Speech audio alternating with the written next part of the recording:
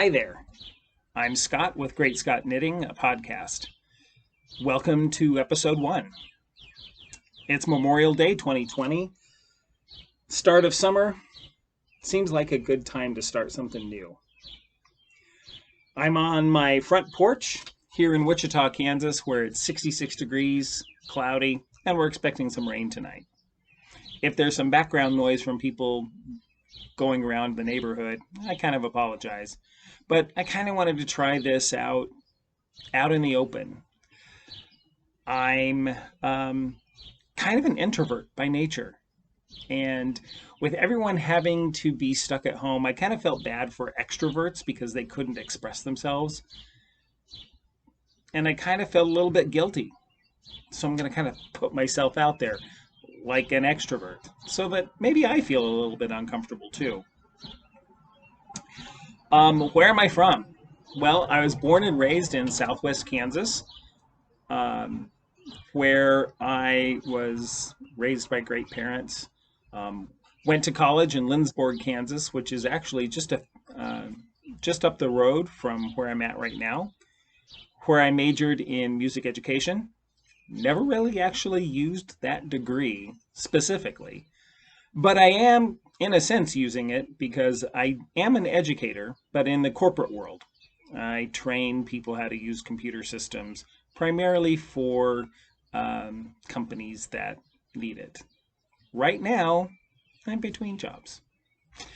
COVID kind of hit my household in that way, which gives me time, of course, to knit. So I'm not too upset. I am married to a wonderful man who loves to build working model roller coasters. He actually has his own YouTube channel which features his creations. So I'll link to that in the show notes so you can go check out what my husband does for his pastime. I have 3 dogs, a Border Collie mix named Pepper, a Kita mix named Sadie, and then I have my great aunt's dog who is a purebred dog, Scottish Terrier. God, couldn't remember there for a second. So yeah, we are taking care of that Scottish Terrier because she had to go into a nursing home. Unfortunate. He's a good little dog though. I also have one cat who is a bit crazy and loves to terrorize my dogs. I also have a teenager in the house. My grandnephew came to live with us last summer because his single mother of 5 was overwhelmed and he had some behavioral issues that he was working through. We offered to take him in for a summer. That turned into a school year. And now with COVID, he's going to stay again through this summer and probably all the way through high school. Never considered that I would ever become a parent, but it's okay. It's kind of fun. It has its challenges too. As anyone out there with a teenager probably knows. The challenge I face, though, is that I didn't get to raise him from infancy, and so none of his, I can't take credit for any of his quirks, but it's also things that I couldn't mitigate early on. Good kid, though, overall. So, knitting, where did that come from? For me, well, back in 2005, actually, let me go a little bit further back in terms of just being introduced to fiber arts. When I was a kid, my mother used to crochet a lot. You know those old scratchy red heart Afghans that were those chevron stripes? That was my introduction to fiber arts. I actually remember doing a couple of rows of those chevron blankets when I was around probably 10. I was interested in it, kind of, but not interested enough to actually complete a blanket. Then, fast forward to 2005, that winter, I was getting bored. I did a lot of gaming with console systems, and kind of reached a point where I was like, I have nothing to show for the time that I've spent gaming. And something popped into my head that said, why don't you learn to knit?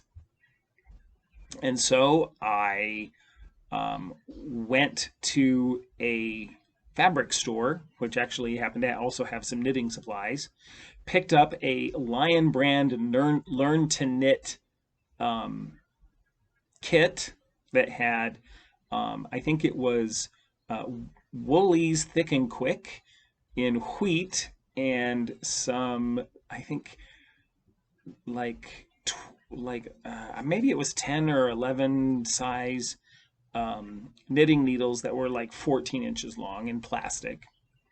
And I sat down with that and I read the instructions and I knit my first scarf. Um, I don't have that scarf anymore, mainly because actually I ripped it out at some point and reused the yarn for another project. But I do remember how the scarf was constructed and how it taught me basic knitting skills. It started off with probably about a 6 inch of garter stitch. Then it transitioned into stockinette stitch with a garter stitch border. And then in the middle around the neck, it had a ribbed section, which was, I think it was probably a 2x2 rib for that middle section around the neck, and then went back to stockinette and then ended in garter. It actually was really good at teaching me that basic skill. I also went online, watched a lot of videos on YouTube about knitting, and that really just kind of got me started. I became hooked. I spent probably every day since then, with the exception of a few days here or there, possibly even a week that I may have taken a break. Knitting every single day. Very seldom does a day go by that I haven't knit a few stitches at least. I've been on Ravelry since 2008. In 2008, you actually had to request to be added to Ravelry. That was back in the day. My Ravelry number is 131521. I don't know if that means anything to most of you, but that's actually kind of a small number given the period of time that has passed since then. And I think they have millions of people on Ravelry now. Things I like to knit tend to be still scarves. From scarves, I then went on to knitting shawls, which actually I enjoy knitting a lot of shawls too. That led me into lace, which I tend to like lace shawls. Don't wear them though very often, although I don't know why not. I really could. Um, I also have then recently moved into knitting more things like cowls and hats. I've tried knitting socks and really haven't taken to it. Not one of those things that I enjoy yet. There might be some point in the future where I'll try socks again and I'll enjoy it, and then I'll have a new obsession. I also have tried knitting a sweater, which generally was okay, but I had problems around the neck shaping. I actually still wear the sweater occasionally around the house, doing chores on cold days, but not really one thing I'd go out in. I also tried knitting a cardigan once, which I kind of designed my own cable pattern for it. It actually is not too bad. It was a pieced item. Problematic with that was the button row and the buttons that go on it. It doesn't quite work. But again, on cold days in the home office, I sometimes throw on my cabled cardigan and wear that around the house like some old man. Oh, actually, I kind of am an old man. I'm 53 years old. on a journey with a teenager now. God, that's crazy. So you probably won't see me knitting a lot of sweaters either. Although I won't say never. It's just not one of those things that I really enjoy. So why do a podcast? There are thousands of knitting podcasts out there, so why add another one? Well, there's really, sort of basic couple of reasons that many other podcasters have expressed as well, especially other male podcasters.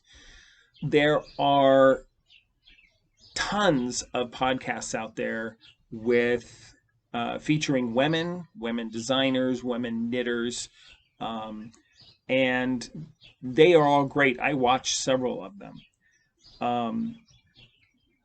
But there's not a lot of male representation.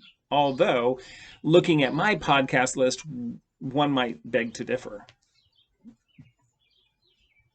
Some of my big influencers, before I get into my influencers, so I decided, what the heck? I'm a male knitter. I am passionate about knitting and enjoying that process.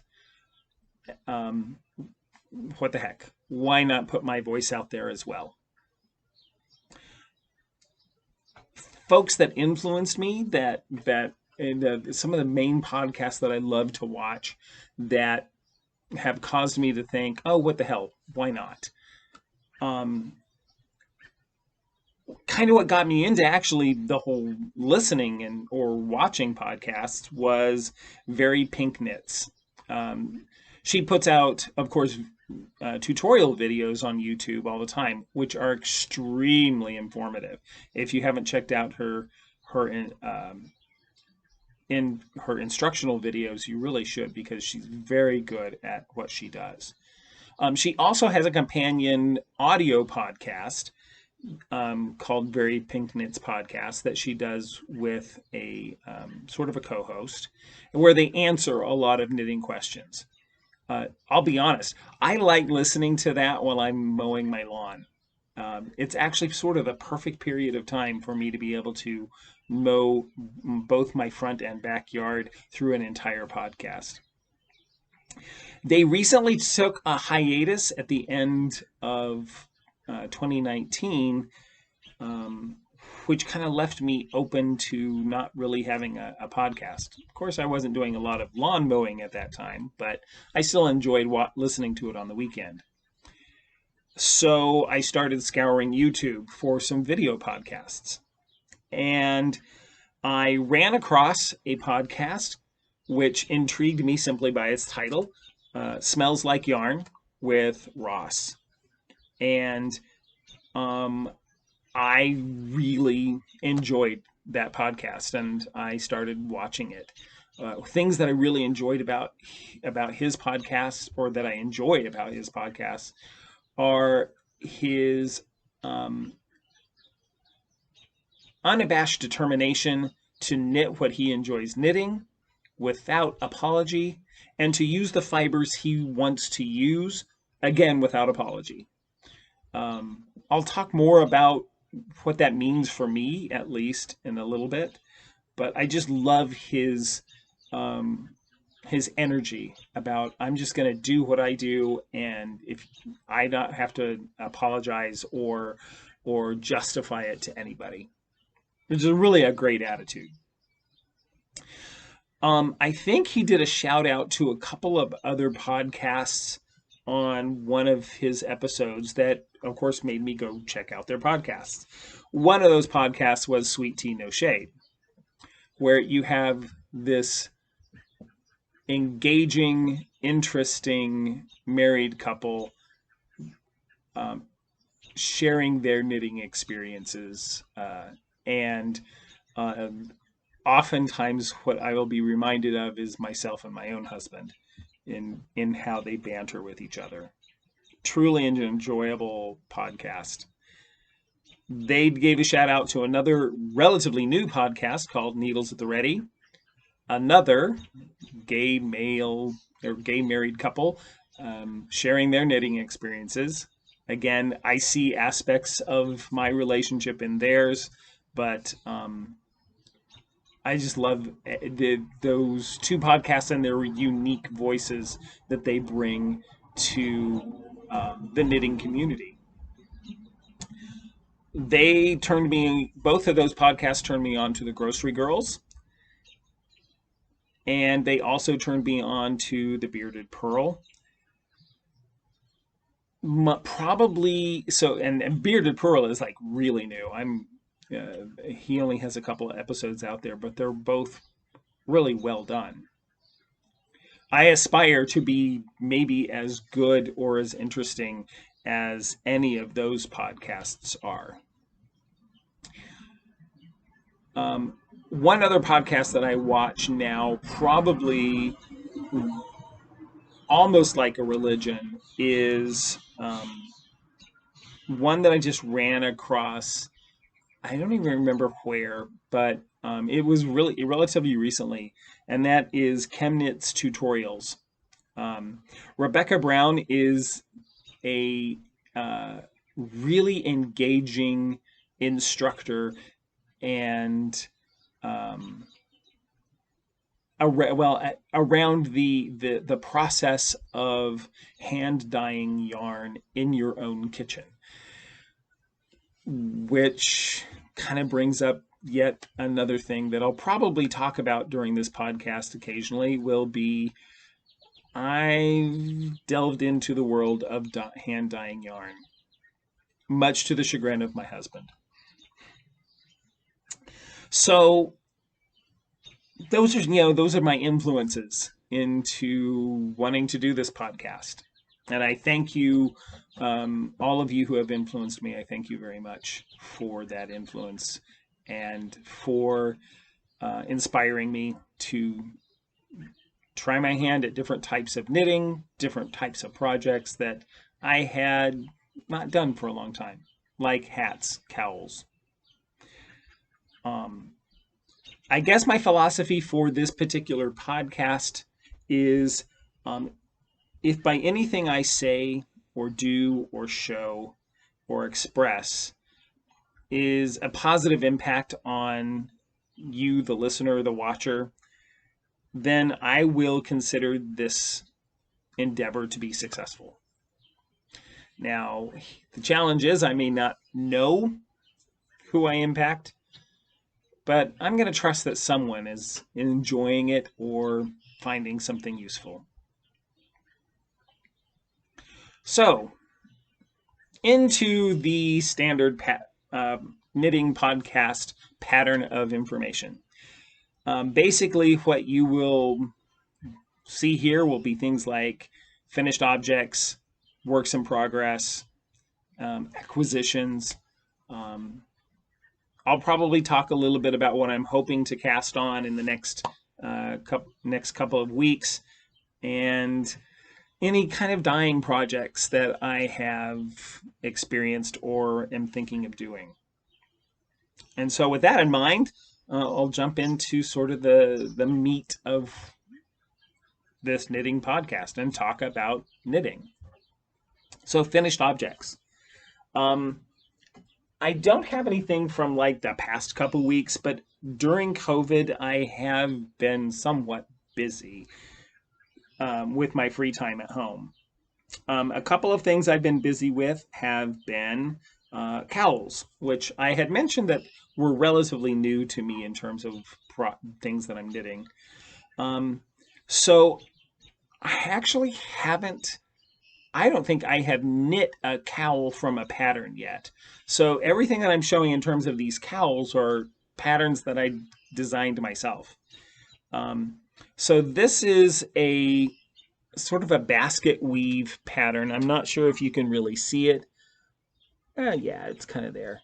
So it's this basket weave pattern that I created, or actually borrowed from a scarf that I knit once.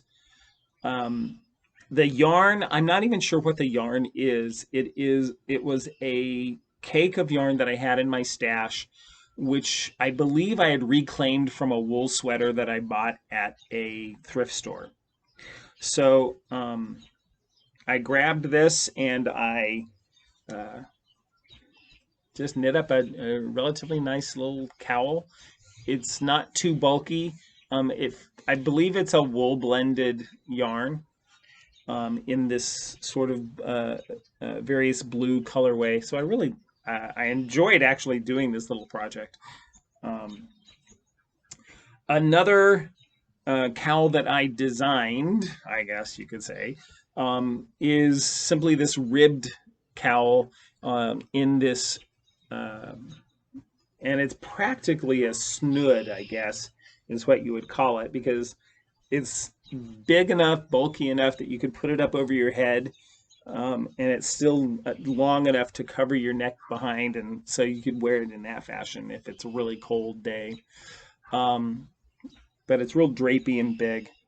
The sort of the pattern is a like a seated rib pattern, and um, the yarn I used is Lion Brand Nature's Choice Organic Cotton in the espresso colorway.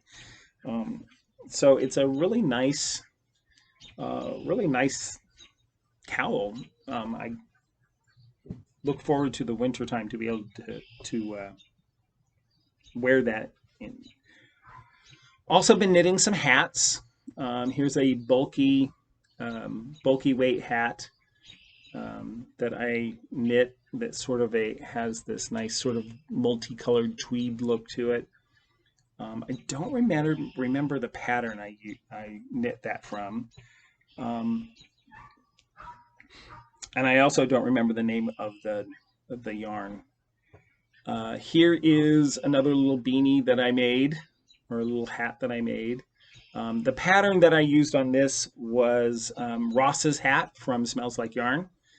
The yarn is Lion Brand Fisherman's Wool that it's actually just a remnant of a skein that I had hand dyed probably 2 years ago using Easter egg dye. So it's actually kind of a cute colorway, very pastel-y, and it knit up really nicely. And the final hat that I want to share is also a Ross hat, but this one is I had a couple of skeins, remnant skeins from Lion Brown Mandala yarn. And so I held two strands of that together because it's kind of a DK weight, so that it kind of brought it up to a really heavy Aran type weight. But I really liked what the colors did on the hat. It was really kind of an interesting look to it. So those are some of this finished products that I've recently done. But because I do have a long history of knitting, I'm going to occasionally bring out a past work that I still have available to me. Here's one that I finished a couple years back. It's a really big asymmetrical shawl with some lace mesh sections to it. This shawl is called Chasing Blizzard by Katie Gumenius. It's a free pattern on Ravelry. And the yarn that I used was Premier Yarn Isaac Mizrahi colorway, what is it called? Colorways Merino Blend. And the two different colors I used are called Beetle, which is this royal blue, and Silver, which is the grayish silver. So it's a really, really long shawl, but it's, and I believe this is a cotton merino blend, so it's a really nice feel to it.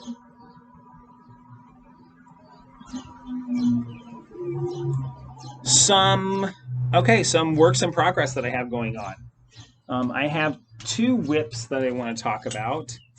The first one is a stole, a lace stole that I'm working on called L'Oranges, which is by Cocolat de la Cocolatière. Again, another free pattern from Ravelry.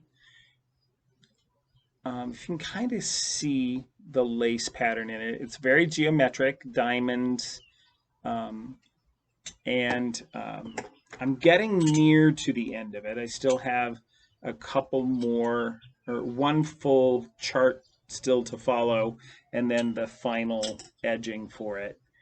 The yarn that I'm using on this is Loops and Thread Wool-like from Michaels in a sage green color. So that's, and I know some people are probably like, oh, you're knitting lace out of, and it's an acrylic, 100% acrylic yarn. And some people may be saying, oh, you're knitting lace out of 100% acrylic. And yeah, I've used this type of yarn on other lace projects, and it actually blocks out relatively well, especially with wet blocking. And my second work in progress is the pattern Close to You. And that pattern is by Justina Lorkowska. Again, it's another free pattern on Ravelry. I tried knitting this pattern once before with a different yarn than I'm using this time, and it just didn't work. But this time I'm using a yarn, and as you can see, I'm almost done with this skein. This yarn is by Gherkin's Bucket, and the base is called, I can't remember the name of the base, but it's a fingering weight sock yarn, 75-25 superwash merino nylon in colorway Sedona Sunrise. Quick Step sock yarn is the base that it's called. Lovely color. I love how it is pooling in different spots, and the colorway name actually is very appropriate, and I think it pairs well on this particular shawl in how it is pooling in different ways with the yellows, the purples, and the reds. So I'm excited to get this one finished and blocked and off the needles, because there is a project I want to cast on, and that project is the Unwind Shawl by Tracy Miller. Tracy Miller is from the Grocery Girls, and I found this shawl because I have a couple of skeins of yarn that I am itching to cast onto a project, and yeah, so I'm looking forward to casting that on as soon as I have the Close to You shawl done, because I need that cable and those needles to be able to start that project. All right, a few acquisitions that I have in terms of my yarn stash.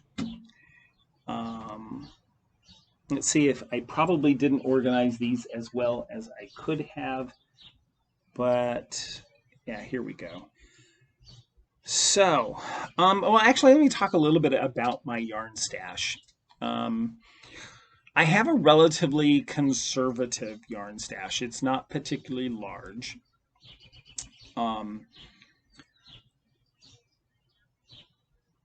It is there. Most of my yarn stash, I have to say, I have acquired from big box yarn stores like Michaels, Joann's,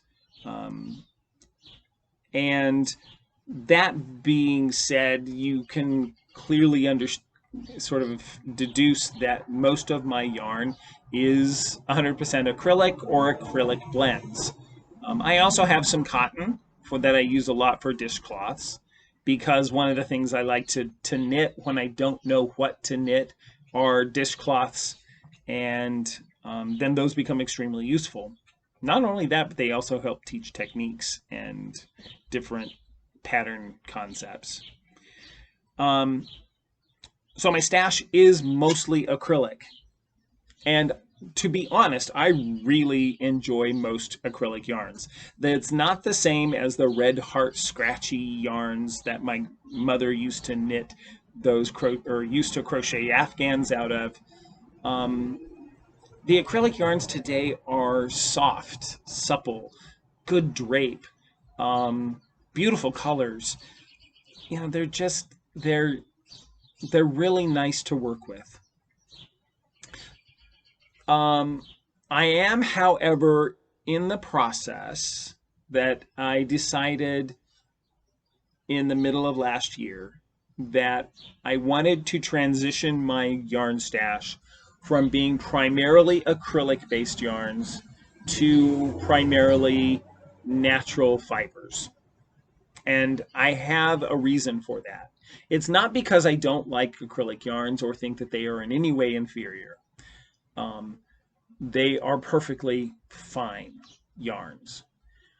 The reason I'm making this transition is my husband and I have decided to slowly move our household away from using so many single-use plastics. We think that there are just way too many plastics and that are discarded into our environment and is detrimental to wildlife. It's detrimental to our own well-being.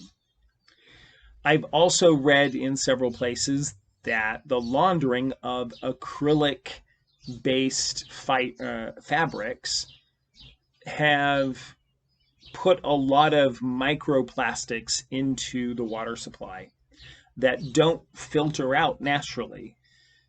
And those are sometimes detrimental to wildlife. And I'm imagining that they're probably not great for us either. Now, I know my moderate stash of acrylic yarn probably isn't going, my switching from that to animal fibers isn't going to greatly impact the amount of microfiber in our water supply. Um, but, you know, every little bit helps. And if my little bit uh,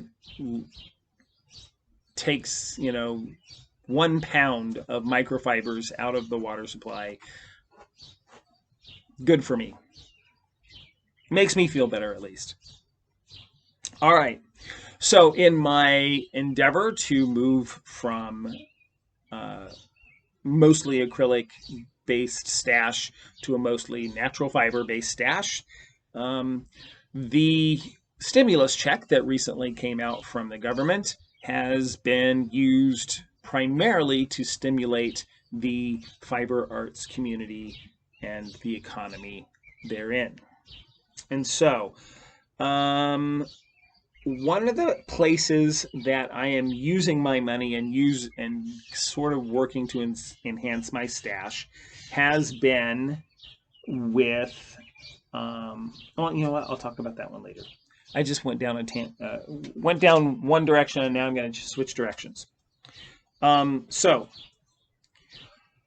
from Knit Picks, which I had never ordered from Knit Picks before. I'm not big on online ordering. I like to be able to see, touch, and smell my yarn, I guess. I want that immediate tactile feel of the yarn, and I also want that immediate gratification of walking out, once I've spent my money, walking out with the product I spent it on.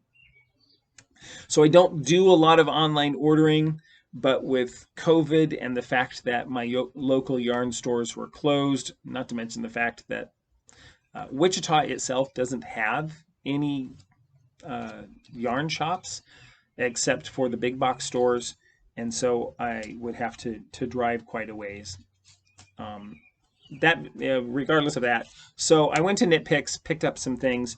I have 3 skeins here of the alpaca, the what is it called? The Upcycle Reserve Alpaca Blend, which is a 50% upcycle alpaca, 30% upcycle mulberry silk, and 20% upcycle tencel. And this light blue colorway is called Vega, which is a really pretty light blue. The dark blue is called Lyra, which is a nice sort of navy color. And then the last one is called Altair, which is sort of an orangish tan, really pretty. And it is super soft, super silky, and there's a couple of projects that I think might lend well to using these 3 together.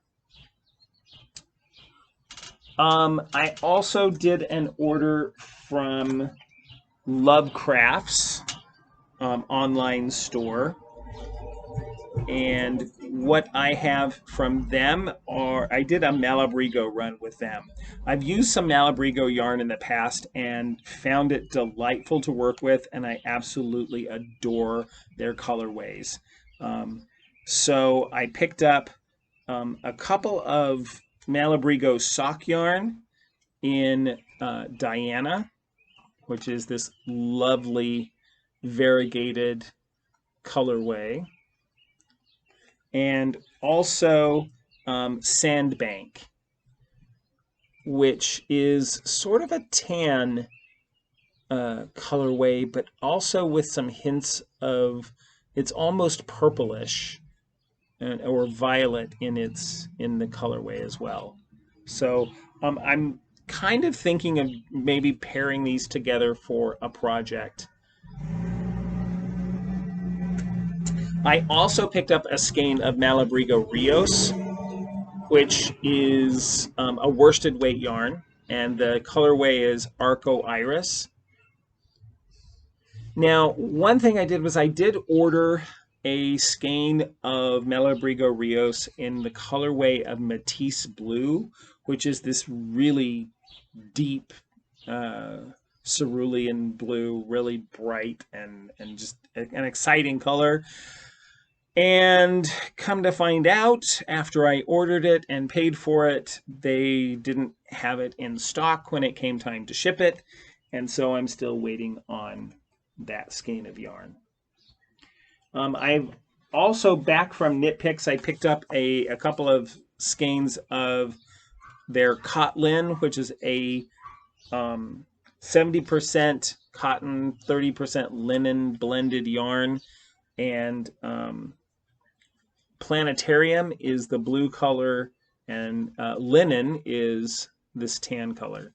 I'm hoping to use these on a dish towel that I'm thinking of knitting up with those. And because during this time of staying at home, I've been knitting a lot of dishcloths for use around the house. My supply of dishcloth yarn was running low, and Knitpicks has some great cotton skeins for dishcloths called Dishy, and these two are the Dishy Multi. The first one is in the colorway of Sailboat, and this one is Goldfish. All right, so now I'm going to go back to what I had started talking about but then stopped. One of the ways I'm forcing myself to enhance my stash and try out a lot of different natural fiber yarns is I subscribed to Knit Crate, which is a subscription yarn service where they will send you either a sock-based monthly box of yarn, or you can get what is called just basically their membership, which is non-sock weight or non-sock based yarn. With your Knit Crate subscription, you get the yarn and enough for a project, and a set of either crochet or knitting, or crochet and knitting patterns, which they often will curate from various people specifically for their Knit Crate boxes. And then usually some little tchotchke in the box as a treat, usually knitting related. Well, I've been getting that for a few months, and I've enjoyed the yarns that I've gotten, although actually not used them yet, but they sure feel great. For the month of May, and because of the COVID-19 pandemic, they had a particular plan for what their Knit Crate would be, but because of supplier issues with their yarn producers, they weren't going to be able to do the Knit Crate that they had planned for May.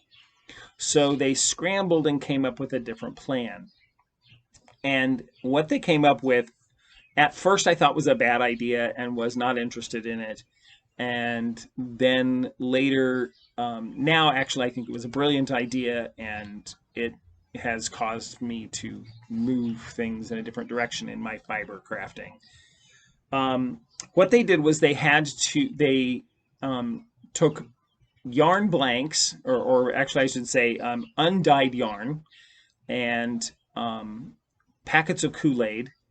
They provided instruction on how to dye your own yarn in your own kitchen using Kool-Aid packets.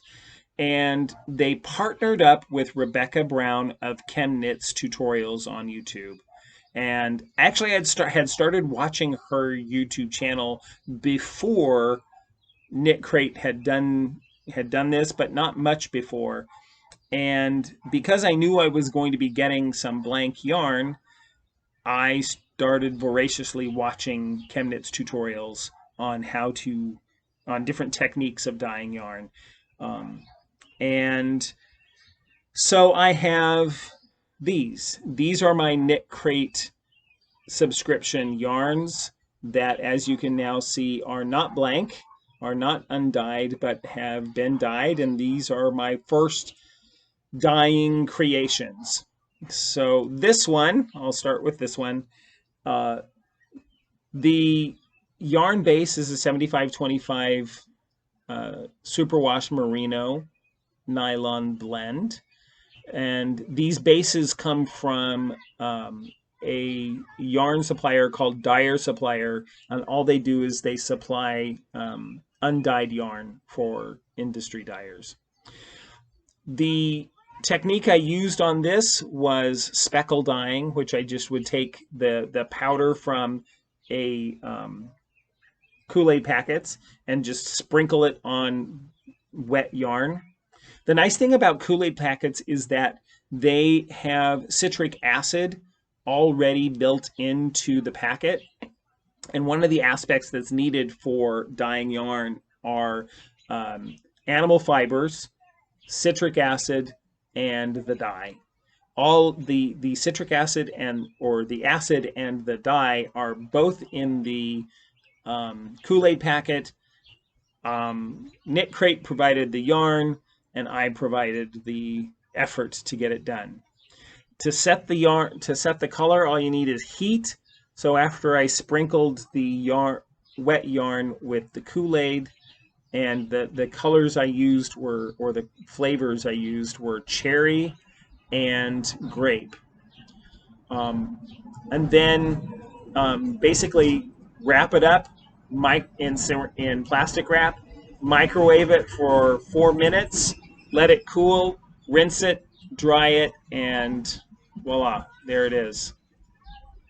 So I'm going to use this with my other skein, which is a variegated skein that I dyed using a twisted method. So I did a twist very much like this, but a little bit looser, and then dyed it in 3 separate dye baths. One was a blue color with mixed berry. Then I used cherry and then grape. So I layered the colors on, and I thought it turned out really nicely. So I'm going to use these two on the Unwind Shawl by Tracy Miller of Grocery Girls. I think these two will work really well together, and especially in that pattern. So that was also my first dyeing experience, and because it was successful, I will probably be spending a lot of time doing that. And because I anticipated that I would enjoy dyeing yarn, I picked up some undyed yarn from Knit Picks. So I have a couple of skeins of Swish worsted weight, which is 100% superwash merino, a couple of skeins of Swish DK weight, which is again 100% superwash merino, and a couple of skeins of Stroll fingering weight, which is a 75-25 superwash merino nylon blend. So I have some more dyeing that I'm going to be doing in the future. So coming close to the end of this podcast, and so just a couple of other things that I'm interested in the world before I sign off. What I've been watching on TV and streaming media right now, I'm obsessed with and sort of working towards finishing up watching Star Wars: The Clone Wars. I am a huge Star Wars fan, have been since I was 10 years old, and saw the original Star Wars in the theater in 1977 at the age of 10. Was obsessed with it from that point forward. Disney Plus has put out a new season of the Clone Wars, and so before watching that new season, I decided I wanted to start over from the beginning and watch the entire series from its beginning and then finish it up. So I'm about into season 6. So I have at least a couple more seasons to go before I finish up. The other obsession that I'm going through right now is a music obsession, which right now I am stuck in listening to Panic at the Disco, which is a pop music group led by Brendan Urie. Brendan Urie has this amazing voice. He has a 4-octave range. He ranges from D2, which is D below middle C, up through C7, which is 3 octaves above middle C. It's an amazing range that he has, and his voice is really, really fun, pleasant to listen to. An amazing work that he does. He's also not too bad to look at. So if you haven't ever listened to Panic at the Disco, I highly recommend them as a group, and Brendan Urie as a musician himself. So thank you for watching this podcast, for spending a little time with me talking about my obsession of fiber arts and knitting. You can find me on social media in a couple places. I am on Facebook. I have a Facebook page at facebook.com/GreatScottKnitting. And I'm also on Instagram as GreatScott Knitting. And I'm on Ravelry as GreatScott KCMO. So check me out on any of those places. Stay tuned to this channel, and you'll probably see me coming around every couple of weeks with a a new podcast talking about what I'm currently working on, what my newest obsessions are, what I might be dying recently. So again, thank you for joining me. If you like it, subscribe, check me out again. If you didn't, subscribe anyway because I might actually get better. Thank you.